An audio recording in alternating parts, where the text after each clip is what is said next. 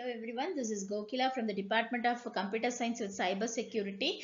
In this video session, we are going to see in arrays of Java, and I am going to say about arrays along with how to use an arrays in Java. Right. So what is an array? So arrays are used to store multiple values in a single variable instead of declaring a separate variable for each object. So the array is also an object. The elements and indexes are referred by using in this form. That a common array name that is carried by a specific index or subscript. Each subscript shows each value.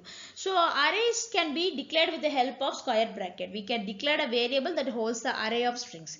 To insert a value, it can be in the place of values with a commas separated list instead of curly braces. So an example of array is presented here. We have a variable array that is grades with a square bracket subscript, the empty subscript that any number of values can be stored.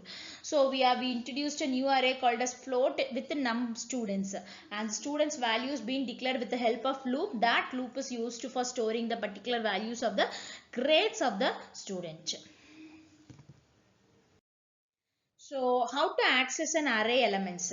So you can access an array element by referencing an index number. The statement accesses the value of the first of the elements in the present in the grades, and that it is used for finding out the loop along with the float and grade. So in Java, array is a data structure that's used for a fixed size sequence of elements of the same data type. An array is an object in Java, which means it can be assigned to a variable, passed as a parameter to a method, and it's returned as a value from that particular method. We can define an array in a linear data structure that collects the elements of same data type and store them in contiguous and adjacent memory locations also. Arrays works on an index system starting from 0 to n-1 values, where n is the size of the array. It is an array, but there is a reason that why arrays came into the picture. So what is a string or an array? A string of an array, the data structure holds a collection of elements having the same data types, while string is a collection of characters. It is used as a contiguous memory locations to store the elements, and a string array is an array of fixed number with string values. An array can be classified into two types based on their dimension: single dimensional and multi-dimensional. Logically, a single dimensional array represents a linear collection of data, and two-dimensional array represents a mathematical matrix. Similarly, a multi-dimensional array has multiple dimensions. What is the array and its function? An array is a data structure. It can hold a specific fixed collection of elements of the same data type. An array is a primitive C-style construct that consists of many items stored consequently and can be accessed through a single variable name also. So this is an input and output classes in an array with a G option pan. So this is a high provide J option pan that facilitates display of dialog windows for input and message inputs for the output.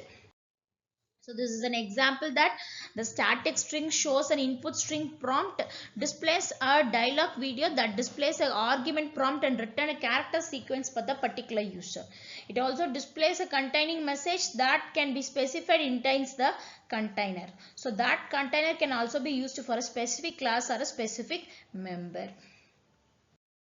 So converting numeric strings to numbers, a dialog windows always return a reference to the string. Therefore, the conversion is required using a static method of the class string. The static int pass of the string returns a value corresponding to the argument string, a number that affers the argument containing the characters from other digits. It also represents a value representing an argument string that is also occurs in an argumenting string that represents a do not a real number also. Input and output streams.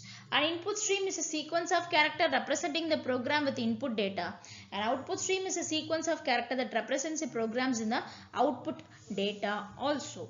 When we take a Java, the console keyboard with the system input, and we have the system output also in the Java.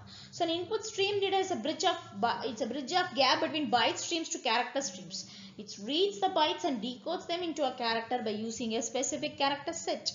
The character set that uses a specified name and it can be used explicitly, or the platform default character sets can also be accepted with the help of input stream. And also it reads and decodes into a particular value. It reads the next byte of the data from the input stream. Okay, why we use the input stream? It's used for reading data bytes to object one byte at a time, and here the Java input stream will read all the bytes from the file.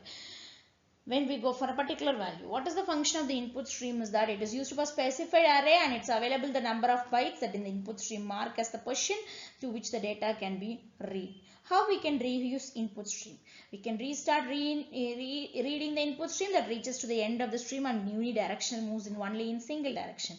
You could create your own implementation task of input stream that allows you to require a particular value. So there is a function interface and it can be used as an assignment target for lambda expression, the method reference. Callback for stream based retrieval and remote file operations.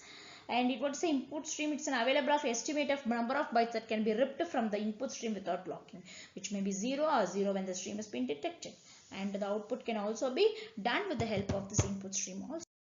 So this is opening and closing the files in the Java, and that is also used with the help of input and output streams. Thank you all.